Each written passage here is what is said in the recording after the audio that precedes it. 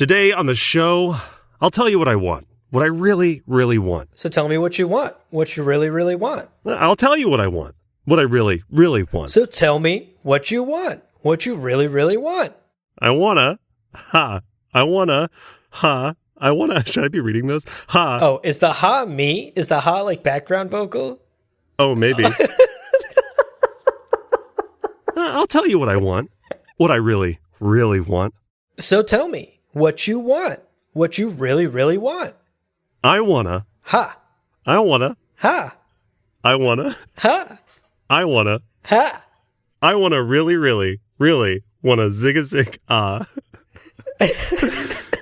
We're talking about spice. Jesus Christ. Roll the music. Just start.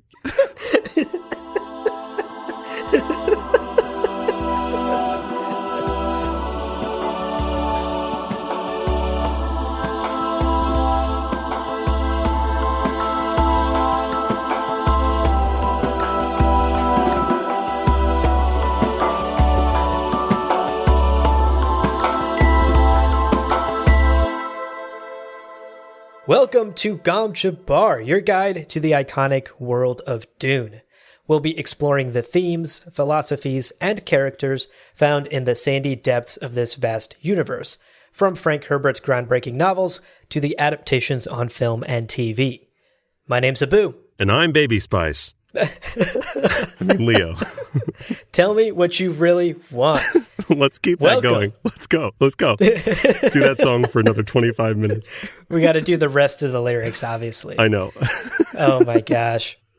We're talking about spice today, folks. Yes. Finally. It only took us 31 episodes. We got there. Right. Not counting the book club, not counting the House Atreides series. In reality, it's taken us like nearly 50 episodes. Man. To finally get around to talking about the spice melange. Like one of the core elements of all of Dune. Yeah. Yeah. And thanks to, today, Colin Wilcox. Yes, Colin. For the listener suggestion. Colin suggested this, and we were like, oh, yeah. Yeah. Oops. Let's put a pin in that. And then a year went by. Right. And that was in the year 1993. So now we're glad to finally get to it. Now, before we really get into it, let's take care of some housekeeping as always. Indeed. Today's episode will be spoiler-free. Yeah. So if you're a newcomer to the Dune universe, you're just diving into that first book, do not worry, we will not be talking any plot spoilers. That having been said, we might still discuss things that appear in the Dune novel and in subsequent novels. Yeah. But we will be avoiding any context that might result in spoilers. Yeah. So you can rest easy. Today, spoiler-free. You can sleep well tonight. You can also, if you want to, email us at gamjabarpodcast@gmail.com. That's the place. That's the place. Don't act like you haven't heard it before. You've heard it. You know it. Unless this is your first episode, at which point, hi, welcome. Right. Hey there. And follow Colin's shining example. Colin Wilcox sent us an idea. Now we're doing it. That could be you. You could do that. That's right. And we could do what you want us to, maybe. Yes, we love getting your emails, and we can't promise we'll get around to them in the next year or so, but we promise. We can guarantee. We can. If you have a great idea that we want to do on the show, we will get around to it sometime within the next calendar year, folks. That is the Gamjabar guarantee. That's such an underwhelming promise.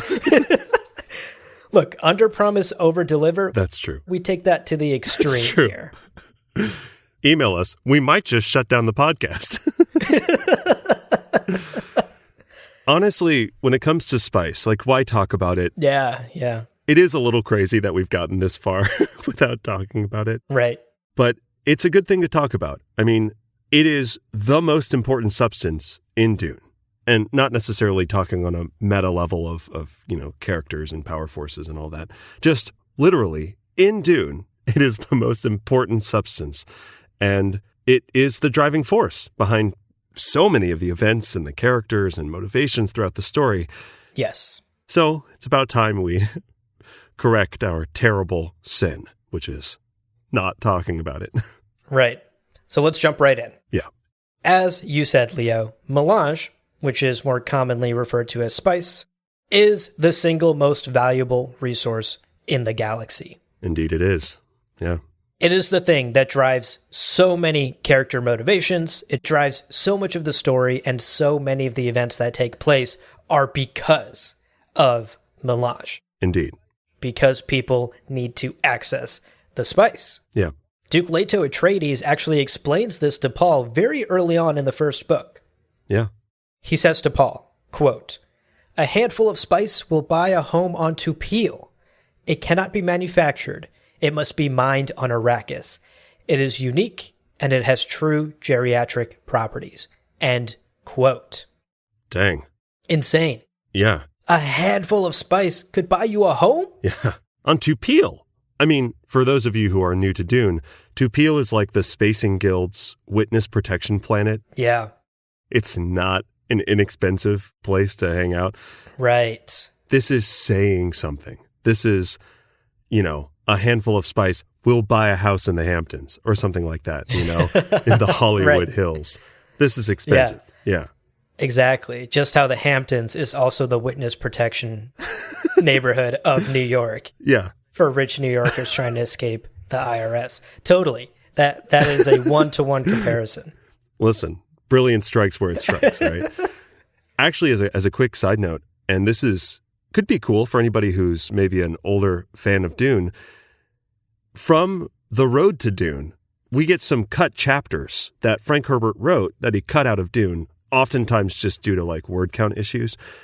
He wrote a scene where characters Dr. Yui and Lady Jessica are talking, and she asks him, the whole scene is basically her finding out more about spice.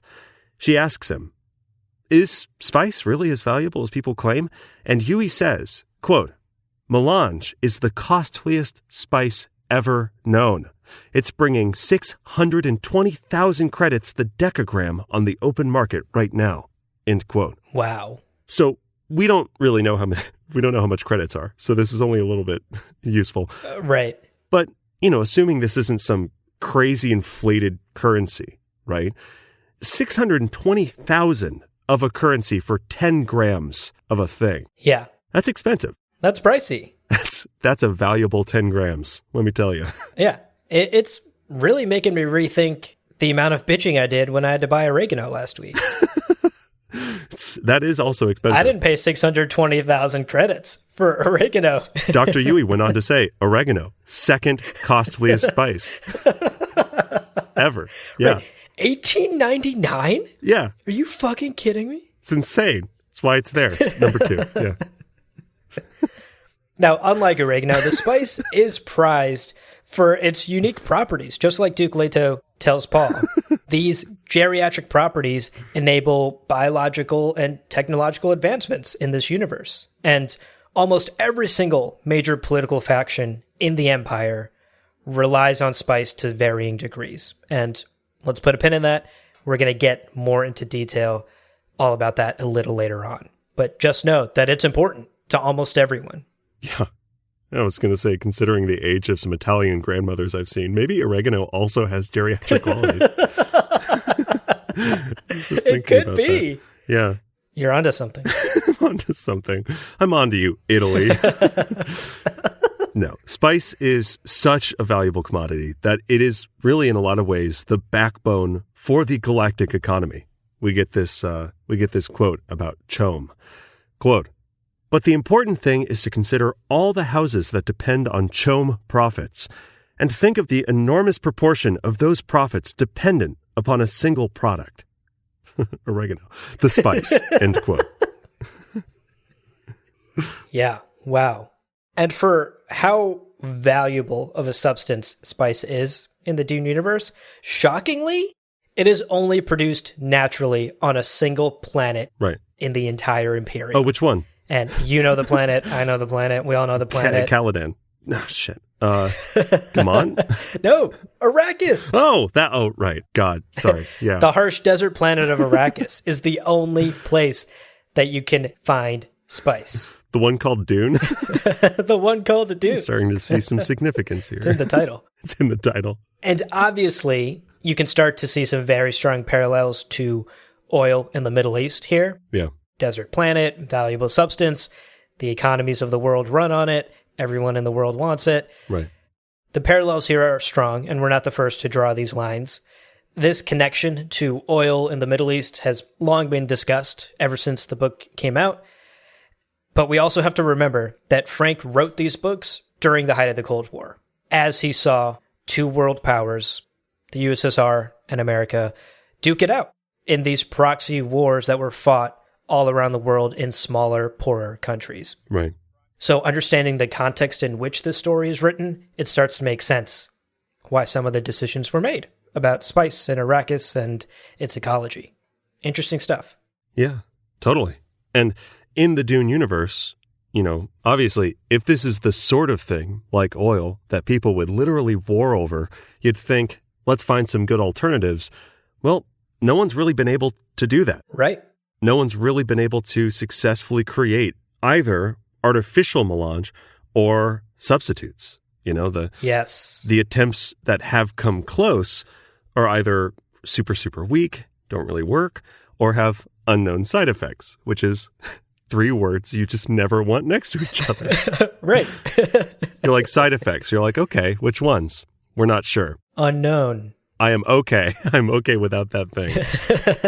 One of the few times that in the grocery store, the organic label, really important for this spice. Exactly. There is nothing in the galaxy like that organic, pure shit found on Arrakis, folks. Ugh. You want that real stuff. Ain't that the truth?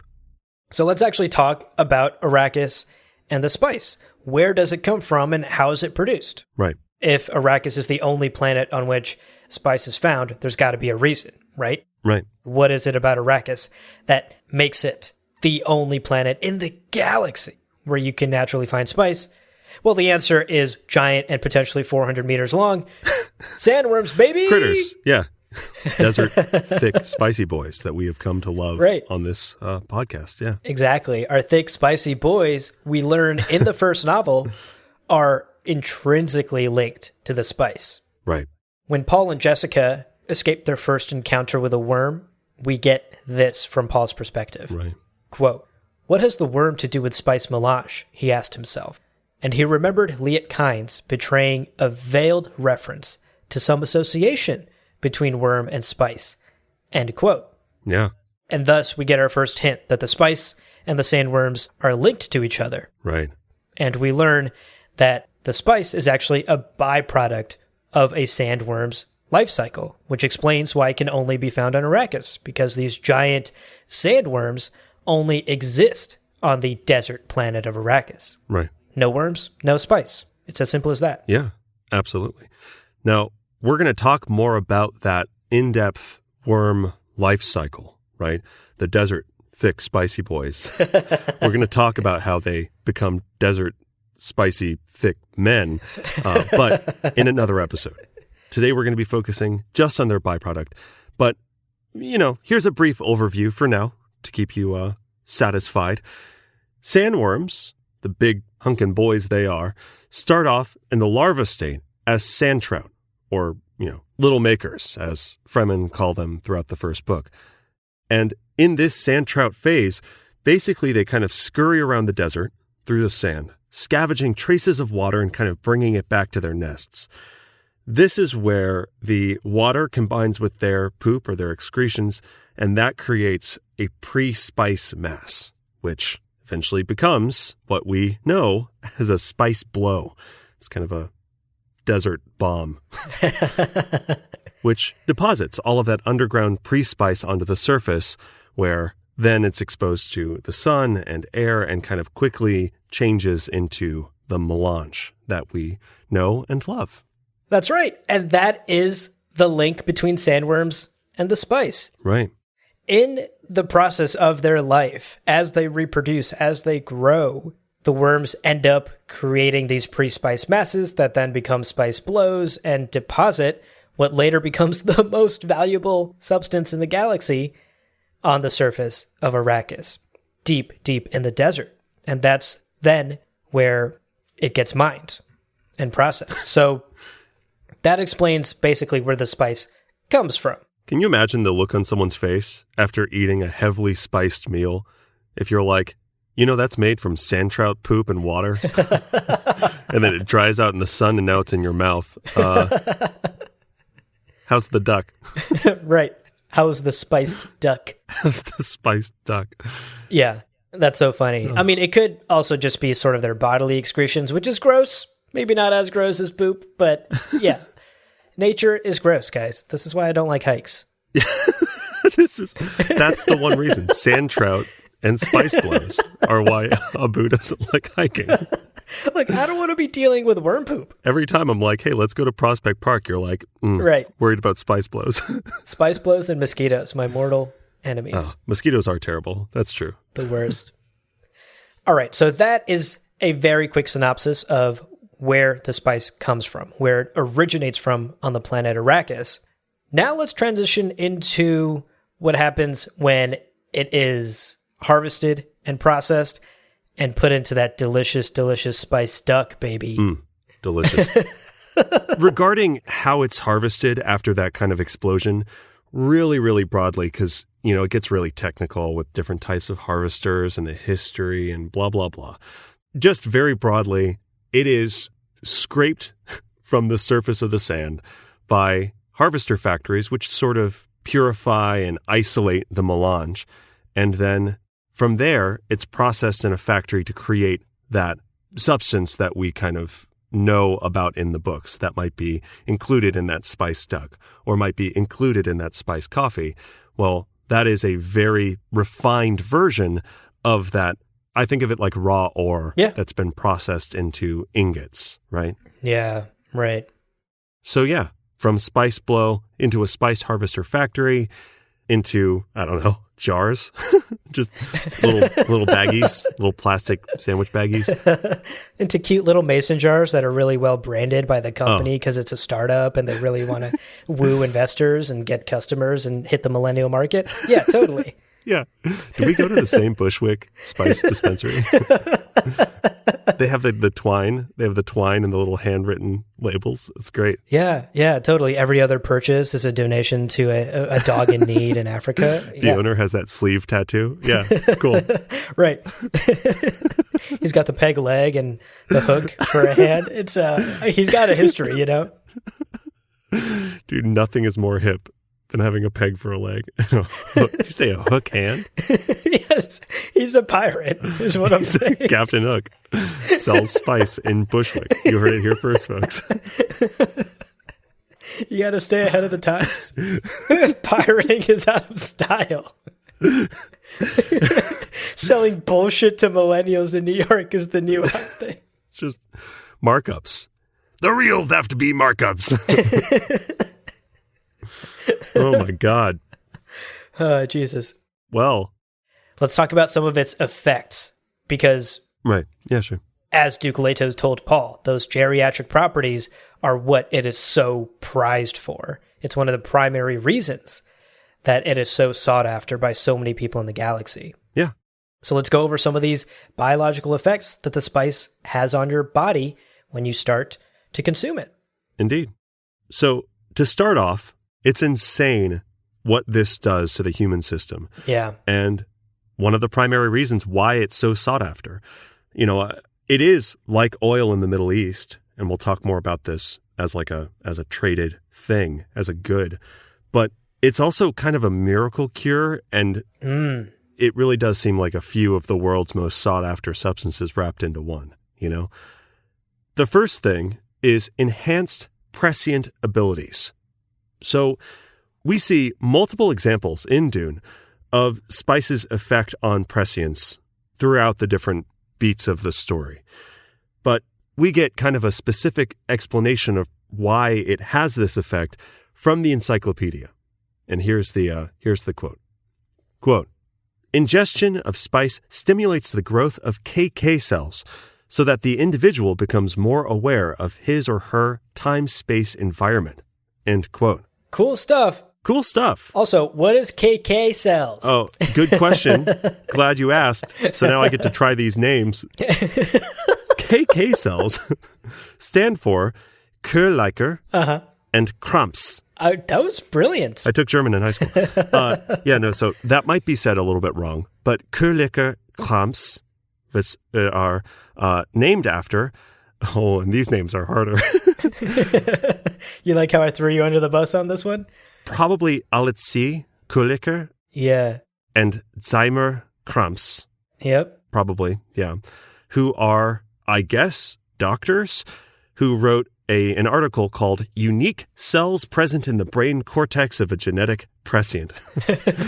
Which was, to the point and academic. Love it. Yeah. Featured in the Journal of Interplanetary Medicine, everyone's favorite publication. I'm a subscriber. Long time. Long-time subscriber, first-time writer. Absolutely, yeah. KK cells live, as you can maybe expect, in the KK center of the brain. Right. And we'll talk about that a little bit more specifically in just a second. Yes. But first, kind of taking a step back, what does that do? Well, simply put, the KK cells are the part of the brain that deal with time and or space, and that's why they're so linked to these powers of prescience. Right. And we've seen all throughout the book, like you said, Leo, how spice activates these cells within the brain, activates your latent prescient abilities. Right. Just look at what happens in the first book when Paul starts consuming a very heavy spice diet. Yeah. It activates his prescient abilities. Right. And we also know that the Spacing Guild navigators and steersmen use spice to activate their own limited prescient abilities to pilot those massive highliners safely through space at light speed. That's kind of the core of their business. Right. It's their guarantee. Exactly. So spice is a surefire way to unlock any time/space superpowers you might have. Right. And, it's worth mentioning, neither of those examples, Paul or the steersman, are accidents. Yes. Paul, literally a byproduct of generations and generations of breeding programs, Bene Gesserit planning. Right. And the steersman, at the start of Dune, the guild has been around for over 10,000 years. They have also been breeding. The average person, the encyclopedia points out, has a very small amount of this KK cell or KK center area in their brain, right? Right.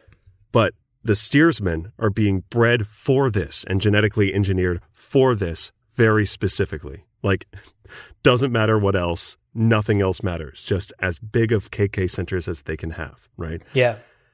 This also, there's one theory that postulates the Atreides, whether it's directly because of this breeding program or just a random mutation, have particularly developed KK centers, which makes sense. Again, without saying anything about plot, if you look at the 6 books that Frank wrote, there is something about Atreides and spice that seem to go pretty well hand in hand. The Atreides line, maybe they're just built different. Maybe they're just built different. Yeah.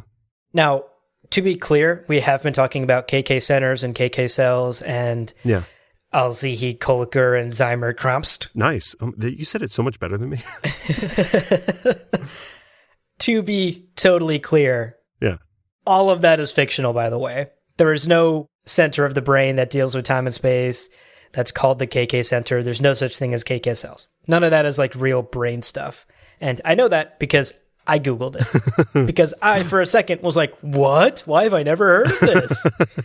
It's written so convincingly. The encyclopedia is written so convincingly. Wow, this is great. Yeah, definitely sounds like the writers of the encyclopedia called up their neurosurgeon friend.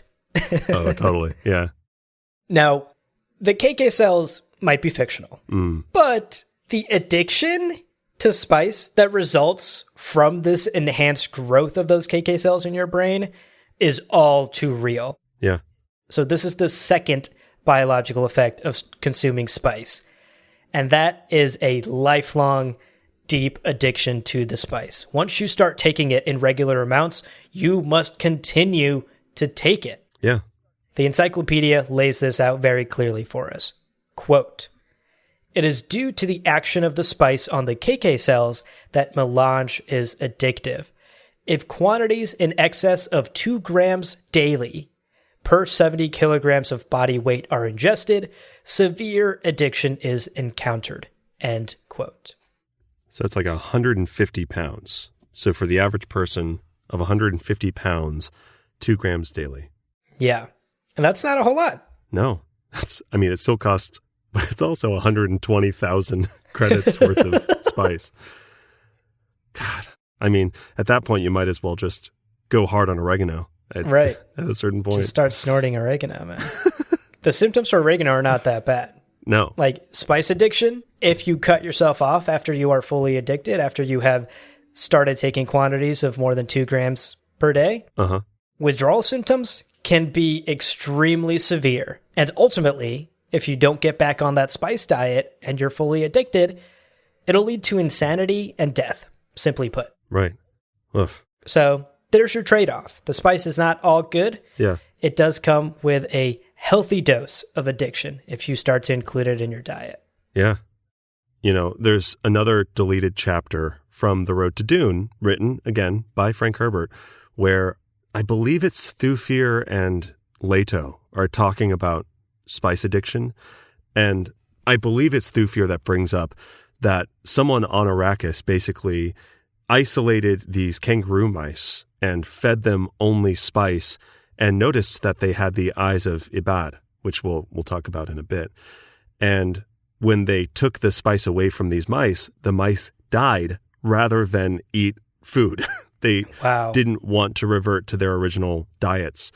And there's this moment from Leto where he goes, well, I'm not I could stop any time. And the person he's talking to is like, could you? Could you though? And I'm almost glad that it's not in the book because it makes spice, which is a huge part of the story, so much more menacing and sad because you just think about all of these characters who don't even know it, but they're locked in. Yeah. They don't have a choice. Yeah. It's a brutal side effect. Yeah. But you know what? That's a bit of a downer. Yeah. So yeah, maybe let's shelve the insanity and death and addiction and let's talk about some more of the positive effects of the spice melange. Yeah. Because there's a couple more benefits, folks. Yo, back on the spice train. Let's go. Let's go. Let's go. Spice stands only. Yeah. Hashtag Spice Gang. From the encyclopedia. Quote, the addict's predicted lifespan is increased 2 to 4 times that of normal, depending on the age at which the spice was first ingested, as well as the dose. End quote. Wow. How do I get 4 times? Spice. Snort it. Get addicted. Get super addicted is the answer. Yeah. Get super addicted to spice. Right. But this right here, I would argue, is probably one of the most enticing biological effects of ingesting spice. Yeah. This third effect that we wanted to talk about today, spice will extend your lifespan. Right. And in addition to helping you live longer, the spice also bolsters your immune system by quite a bit. Right. And makes you resistant to most common poisons. Hello. Oh, so it's like ginger shots from those like organic health juice bars. From our pirate in Bushwick. He gives them to me all the time. God, I just love, he did the art of the ginger shot on his peg leg. He got it engraved. It's really cool. Yeah. Oh my gosh. This is the part of spice that makes me want to take it the most, right? Not only am I going to live longer. Yeah. But I'm also going to live a healthier life, be immune to most common diseases. Yeah. And you can't poison me. Damn it. What's not to love? No, I would never. Wait a second. Roll back the tape. What? No, let's move on. Eyes of the Abad. Yeah, it's a great point. You say, okay, in Dune, you're now going to live to be 200 and change. Great. But every other person in Dune is killed by stabbing or poison. Right. So especially if you work in politics or have money. Oh, for sure. At which point you're also one of the more likely to have access to spice as well. Yeah. You might still get stabbed to death. Like that's still a very real possibility. Right. But poison takes care of that. That's a huge benefit. You can get rid of your poison snoopers. Oh. So cool. Amazing. Okay. Last biological effect we want to touch on. Eyes of the Ibad. You said that earlier. Right. What does it mean? Yeah. From the encyclopedia, quote, one of the most striking results of a diet high in melange is the eyes of Ibad, the characteristic blue-on-blue eye color. The whites and irises of the eyes turn a deep blue. Visual acuity is not reduced by the deposition of the blue pigment. In fact, in the white sunlight of Arrakis, The pigment acts as a blue filter, increasing contrast and enhancing vision. End quote. Hell yeah. That's great. So your eyes turn blue. Yeah. The idea of blue light filter is pretty dope. Yeah. What is that? Like the built-in, what are those gamer glasses? Those gamer glasses, right? You don't even need them. You just got them. You can doom scroll on your phone all night. All night. It's not going to fuck with your circadian rhythm. It's right to sleep. Immediately. 1 second, Reddit. Next second, asleep. Yeah. Oh my gosh. Eyes of Ibad. The spice is becoming more and more enticing the more we talk about it. That's our goal. We're going to launch a spice store at the end of this episode. A spice dispensary. Put that fucking pirate out of business. So those are some of the biological effects of consuming Melange. You get extended life, you tap into your latent prescient abilities, you're immune to poisons and many diseases, and you get those gorgeous blue eyes of the Ibad. Eyes that even someone like Chris fucking Hemsworth would be envious of. That beautiful blue-eyed bastard. He wishes he had blue cornea or whatever. So let's talk about the role it plays within the organizations of the Imperium. Right. But before we do that, we're going to take a quick break. So hang out. When we're back, we're going to talk about the political factions we teased earlier, and we're going to talk about how spice is used. But for now, we've got to go plan this storefront for our spice dispensary. So yeah, I have some branding ideas for our mason jars. Oh, let's go talk about it. Yeah. Let's talk about it. Let's sidebar a bit. Okay, cool. We'll be back. Okay, welcome back. Let's talk about the spice's role in the galaxy. We've talked about its production and its biological effects and why it's so highly sought after. Yeah. Now let's talk about some of the groups in the galaxy that are so desperate to get their hands on spice, and some of the reasons why, because there are many, right, and they're varied. Spice plays a variety of roles for a number of the factions in the Imperium. Yeah. And to start, let's talk about CHOAM and the Lancerod. You know, for effectively the economy of the Imperium, spice, as a sort of oil analogy, is really the foundation of wealth for most of the great houses of the Lancerod. Yeah. It is the driving force, or one of the biggest driving forces, next only to oregano, of the galactic economy, right? Basically, you can very broadly boil down a great house like Atreides, or like Harkonnen, or like Carino. You can boil down their power and influence to the number of shares they have in CHOAM. You know, we talk about CHOAM as like the stock market of the Imperium. Exactly. And CHOAM is this huge commercial operation in the galaxy that has its hand in the buying and selling of almost everything in the Imperium. Right. But, and you probably have guessed this by now, the spice melange is their most lucrative trade. Right. Jumping back to our favorite economic advisor, Duke Leto Atreides, he has another great quote. Few products escape the CHOAM touch, the Duke said. Logs, donkeys, horses, cows, lumber, dung, sharks, whale fur, the most prosaic and the most exotic. Even our poor pundy rice from Caladan. Anything the guild will transport, the art forms of ECAS, the machines of Rachis and Ix. But all fades before melange. End quote. Yeah. And that tells you just how important economically the spice is. Spice, to put it simply, is both wealth and power, right, within this complicated political and commercial system of the empire. Can we just take a moment? Duke Leto's like, I'm going to list some things. Logs. First thing, logs. Second thing, donkeys. Donkeys. Before horses. Which is rude. Yep, rude. And not fair to horses. Also, donkeys, horses, cows, I get that. Sure. Lumber, kind of back to the logs, right? Kind of repeating yourself a bit. A little bit, yeah. He was struggling during cows. He was like, fuck. Back to wood, I guess. Then he goes dung. Dung? Which CHOAM is out here selling poop. Yeah, no kidding. It's one of their most popular products. Sure, it's like a fertilizer thing.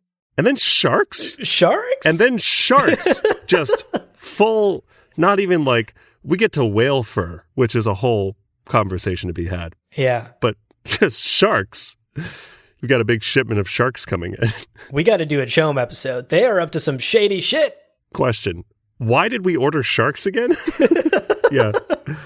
I love this so much. I love that little list. We do have to do a Chom episode. The real challenge will be keeping it interesting, because otherwise it's just economics 101, you know? Right. Like Leto, we might be circling back to wood over and over. Sharks. Oh, God. Well, one of the other guilds, or one of the other kind of groups of people, they are the guild, one of the other groups of people who uses and relies heavily on the spice is the Spacing Guild. Yeah. Ever heard of them? We've talked about them as one of the most spice-dependent factions in the Imperium.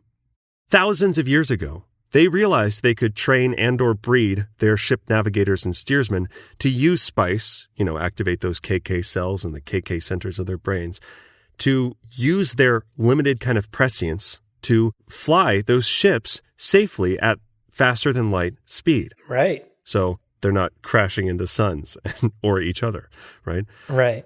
This is huge. Massive. I mean, really, this very quickly gave the guild a near complete monopoly on basically any interplanetary faster than light space travel. Yep. You had to go through them because, again, you really did run the risk of sending your huge shipment of sharks for some reason Yes. right into a sun. Dangerous. It's dangerous. They're valuable. They're soup. That's why we're shipping them from planet to planet. Caledon doesn't have enough sharks. In like giant aquariums, I assume, right? Like, or maybe. I don't know. Anyway, we don't have to get into that. Yeah. Yeah. You run the risk of your sharks. Yeah, it's dangerous. It's dangerous. Yeah. Basically, Leo, what you're trying to get at is the Empire itself is only possible because of the guild and the spice and the travel that it allows. Right. Right? Yeah. Like, how do you conduct commerce or communicate with anyone without being able to travel? Right. You can't run an empire if you can't travel from planet to planet. Right.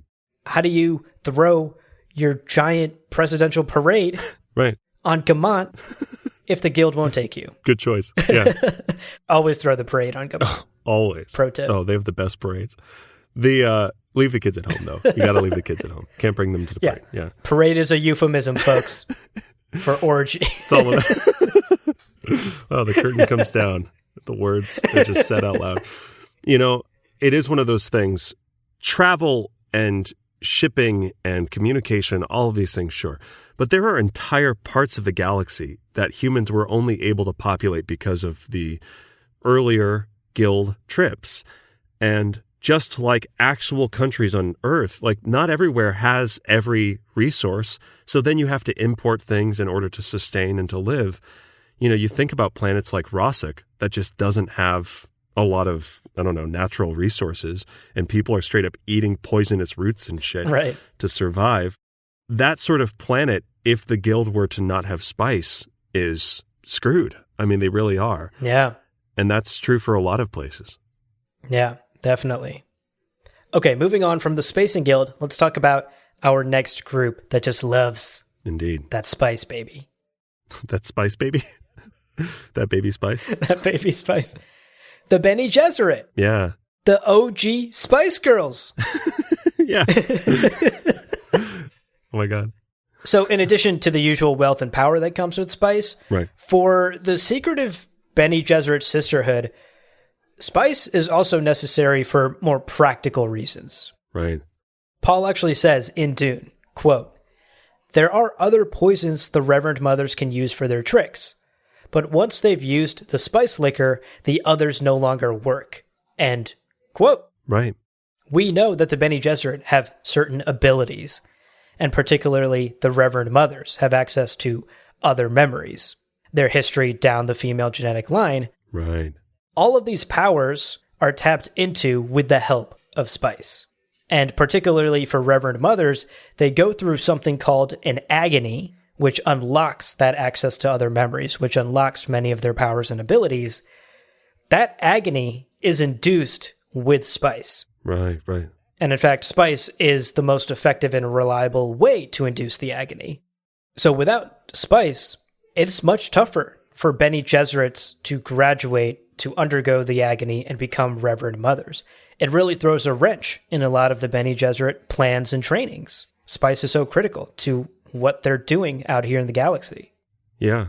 I mean, you think about how many literal decades of training necessary to prepare a Bene Gesserit for that agony. Yeah. If that agony suddenly has a 20% chance of straight up killing them, that's an unacceptable margin. Right. You know, and we don't really get any of these solid numbers in the book. We really just get this hinted at. But still, the idea of something that is reliable, yeah, worth its weight in, well, I guess, spice. Right.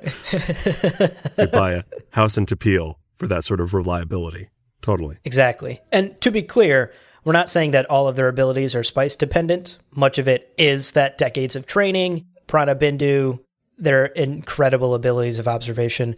A lot of that is simply training. Right, right. But that ultimate graduation to Reverend Mother, that unlocking the other memories and undergoing the agony, that requires some sort of catalyst. And spice is just the most effective catalyst. Right.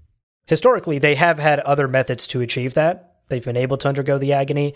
But like you said, Leo, the margins haven't been great. Right. So the Bene Gesserit rely very much on access to spice to continue basically minting new Reverend Mothers. Right. A level that makes them incredibly powerful and dangerous. Yeah. Super Saiyan 2 Bene Gesserit. Exactly. Exactly. That next power level. They got to go beyond plus ultra. Yeah. Next up, we have the Bene Tleilax. Gross. Gross. Ugh. They're the worst. They actually are the group that come closest to kind of manufacturing artificial spice or creating viable substitutes. But we can't really say much about them because they literally do not show up in the first book at all. And they pretty much only show up around plot stuff for the remainder of Frank's books. So right. We're just not going to say much about them. Suffice it to say, spice plays a super significant role in their disgusting biological experiments. They are desperate to control it. I mean, they want to break the sort of monopoly that Arrakis and the Spacing Guild seem to have over it. Right. And spice, as everything we've said about it, is almost analogous with power and influence. And the Bene Tleilax want power and influence unlimited. Yes. So it's on their to-do list. Right. Make spice or get control of spice. Right. Control of spice is their ticket to power, is their golden ticket. Right. Moving on from the Bene Tleilax, because they're so gross. Thank goodness. Can't spend too much time on them. The Fremen of Arrakis. Yeah. Obviously, everything sandworm and spice related is deeply, deeply ingrained in Fremen culture. Right. They literally worship Shai Hulud, their name for the sandworm. To them, the sandworm represents a deity in their culture. So everything around the worm, everything around spice, everything around the desert in Arrakis, very deeply connected to Fremen culture. Right. In fact, most of their meals and their clothing contain some levels of spice. Yeah. And is manufactured with spice. Yeah. It's just simply an unavoidable fact of life for the Fremen in the deep desert. In addition to that, for hundreds of years, the spice has also been their primary bargaining chip in secret deals with the smugglers and the Spacing Guild, all to ensure that their hidden sieges and those deep desert strongholds remain a secret. Right. They don't want anyone finding out what they're doing here in the deep desert, and so they use the spice as bribes against both the guild and the smugglers. Right. You stay quiet, we provide you with the most valuable substance in the galaxy. Yeah. They prefer a life of secrecy. They don't like outsiders getting involved in their business. So, easy. You all want this stuff that we're literally walking on and building into our clothes? Yeah. Great. Great. We'll give you some. You leave us alone. Yep. Exactly. Well put. Also, they've clearly been influenced by the Missionaria Protectiva, which is a Bene Gesserit initiative that planted myths on Arrakis many, many generations ago. Right. And they, too, undergo the spice agony in a ceremony with the Water of Life to graduate their Saedinas into full-on Reverend Mothers for their sieges. Right. Undergoing a very similar ceremony that results in very similar powers to Reverend Mother's. It's true. And spice, of course, is central to that ceremony as well. Indeed. Okay, and the final group we have is the Ixians. Hey, the Ixians. The heavily techno-focused Ixians are actually one of the few factions that don't really have a direct dependent on spice. You know, they are one of the few groups in the Empire still seeking to solve issues with new technology, right? They and the Beni Toilax are inventing things all the time. The Ix, more than the Beni Toilax, are more like towing the line of what is allowed, you know, in this post-computer world. They're like, but like a Keurig isn't really a computer. And everyone else in the galaxy goes, okay, but we're fucking watching you, Ix. Come on. Yeah. So they are one of the few groups that are kind of actively looking for an alternative to this one planet substance, right? Kind of reminds me of Silicon Valley and the big tech companies investing in green energy. This idea of, okay, everyone's beholden to oil and oil prices. What if we're not? What's the alternative? And what can we do with technology to get away from that? Right. But that having been said, while they might not be directly dependent on the spice, right, it is unavoidable in this galaxy, and particularly in this empire, to function without at least indirectly being affected by spice. Right. The Ixians live on the planet Ix, and this fringe world operates because, once again, of the guild. Yeah. Which operates, once again, because of the navigators consuming spice. The only reason the Ixians are able to trade and sell their technology all throughout the galaxy is access to travel. Totally, yeah. Is access to interstellar ships and trading routes. And all of that is possible only because of the guild's ability to use spice. So you might not be directly affected by it, but it all trickles back down to spice, enabling that trade, right? Enabling them to sell and experiment with their new technologies. I mean, the other thing is, whether or not they like it, they live in a galaxy that has scars from the Butlerian Jihad. Right. So even if, you know, they're next to Komos, or no, they are Komos, Rachis, they and Rachis, right? Ix and Rachis are both pretty habitable planets, so they probably could grow enough food and they could probably do quite a bit on their own.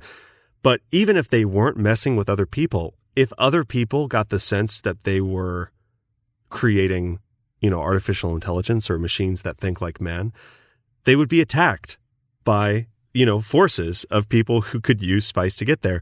So it is, you're absolutely right. They're wrapped into the texture of this galaxy, which runs on spice. The texture of this galaxy is coarse. It's harsh. Like sand. I don't like it.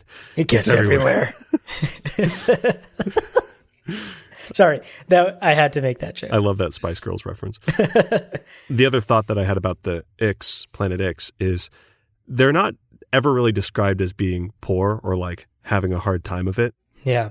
I get the sense that they're generally pretty well compensated for their inventions, their various Keurig models. Yeah, the Silicon Valley comparison is apt, I think. Exactly, yeah. So you think about who can afford that sweet, sweet spice diet, who then could benefit from 2 to 4 times the lifespan. Are you kidding me? Inventors, people who want to tinker and play and create new, you know, this is great. I'm sure plenty of them get into that kind of realm of addiction. Yeah. Probably intentionally. Right. Yeah. Instead of blood boys, it's spice boys, you know? Right. Yeah. 100%. Yeah. And that basically brings us to the end. That's spice. Yeah. Yeah.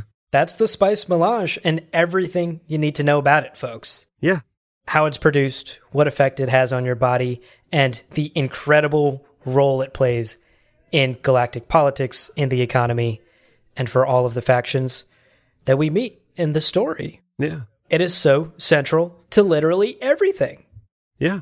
And, you know, we cut a few corners to dodge spoilers, right? Yeah, absolutely. But you know what you need to smoke eat as much spice as you feel personally comfortable as an informed consumer. Right. You know the terms and conditions of spice.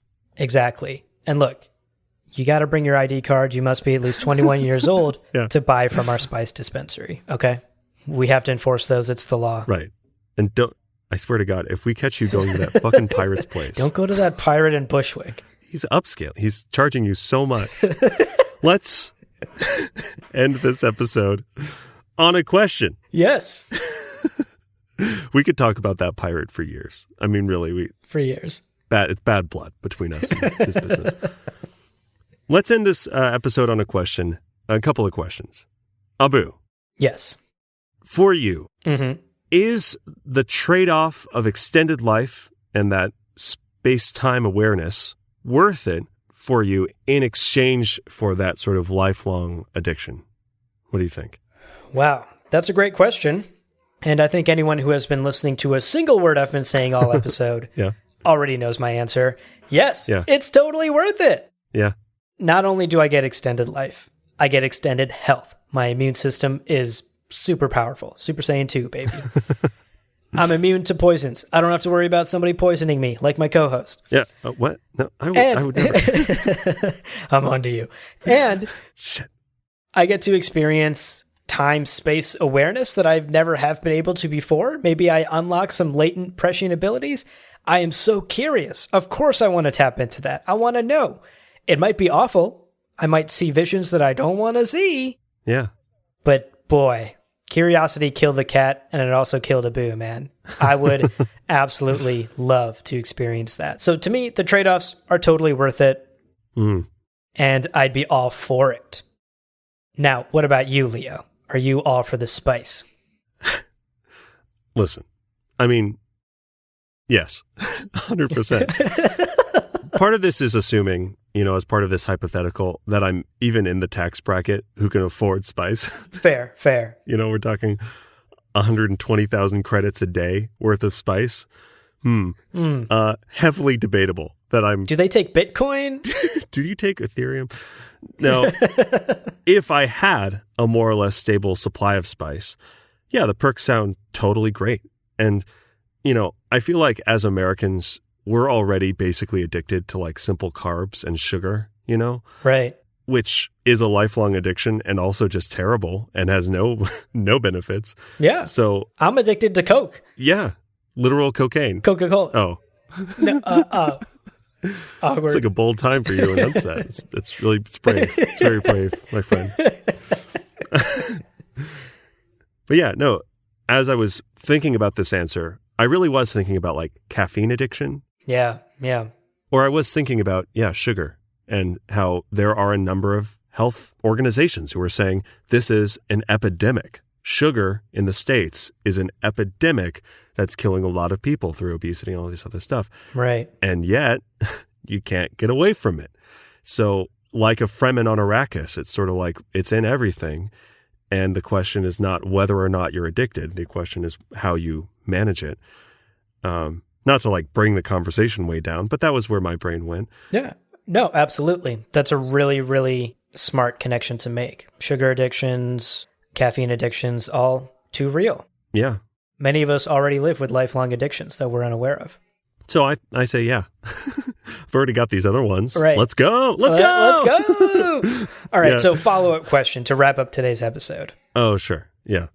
Obviously, both of us are very into spice. Let's say we start introducing it into our diets. Right. Our lifespans are extended from 2 to 4 times. Yeah. Leo, what are you doing with all that extra time? With all that extra life? Oh, bro, I've thought way too much about it.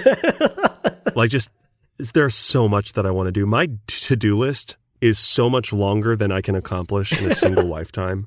I'm so on board with this whole kind of live forever thing. Yeah.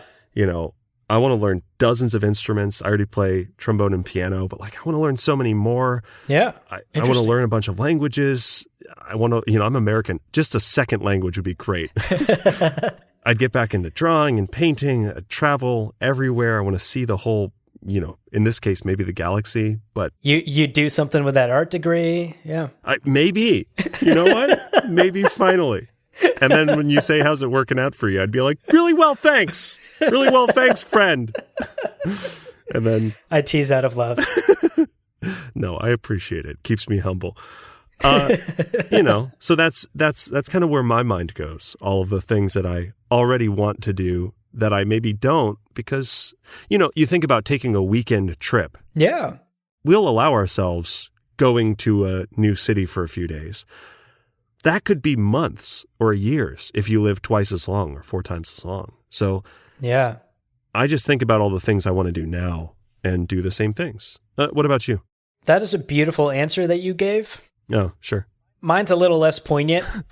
All I wrote down in our script as answer to this question. What would I do with 2 to 4 times more life? Yeah. I'm going to quote myself, actually. Okay. All I wrote down was, quote, more Gom Jabbar episodes, baby. End quote. 4 Ys. 4 Ys in the word baby. Yeah. 4 Ys on baby. Yeah. Gom Jabbar all day, every day.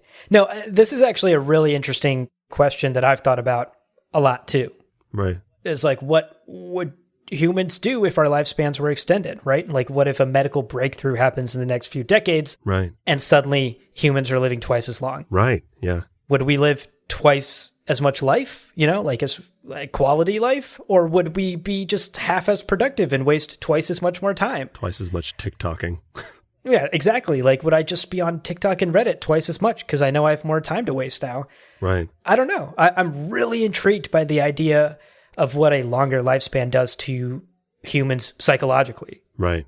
Because humans are so driven by death, right? Everything in our life has value because we know one day it will come to an end. Not to really bring this episode down, but right. But that's how the human value system works. Our lives are a certain length. We have so much time, and we need to make the most of it. And I don't know the answer to this question. I mean, what would I do with more life? I guess just more of what I do now. Oh, sure. I don't know. Like, I have a feeling that part of me would also become lazier and be like, I can do it tomorrow. Right. Because now I have 2 to 4 times as many tomorrows to put things off. Right. Yeah. So I don't know. I would do very much the same thing as you, or at least I'd be motivated to, right? Yeah. I'd want to get back into hobbies that I've let go because I simply don't have enough time. I'd want to work less. I'd want to take more time off and longer vacations. And I'd want to pursue projects and ambitions that I simply don't because we spend our lives researching and recording these fucking episodes. Yeah. There's just never enough time in the day. And I feel that pressure so much all the time. Right. Constantly I go to bed and I'm like, I had 14 more things to get done today. Simply not enough hours in the day. Right. How am I going to get it all done? I don't know how that mentality would change if I had a longer lifespan, but I like to think that I would enjoy it to the fullest, spend more time with loved ones, spend more time doing the things I love, and fill that life with more experiences. That's really beautiful. That's it's a great point. And definitely, I think we can both agree, it is purely out of a fear of death. Right. That looming dark void at the end of life. Uh-huh. That has kept me from watching One Piece. Every time I go to hit play on episode 1, I go, there's how many episodes? Not more than 1,000? 900? Oh, it's more than 1,000 now? Oh my God. I don't know. Let me look this up. I thought it was somewhere in the 900s at the moment. Episodes. 991. We're getting there. We are close. Yeah. Oh my God. I'm nearly dead in the grand scheme of things. No thanks. No thank you. I don't want to be on my deathbed on episode 825. Right. And not know how it ends. With friends going, you have to hold on, man. It gets really good at 861. Right. It's a really slow start to the anime, but it gets good at 900 episodes. It's worth it. It's worth it at 900 episodes.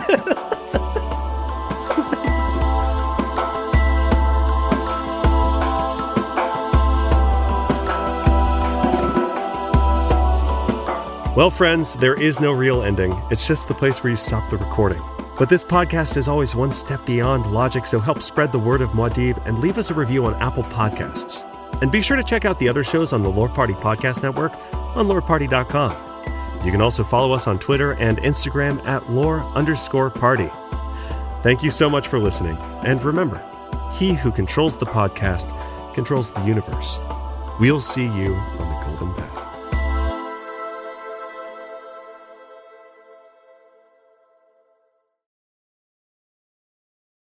Eyes of the Ibad. You said that earlier. Right. What does it mean? Yeah. Quote. Whoops. Jesus fucking Christ. Getting way ahead of myself there. Were you about to quote our script? Quoting myself. As the author Abu wrote. Quote. Jesus. Start talking in third person like a maniac. Leo likes that joke.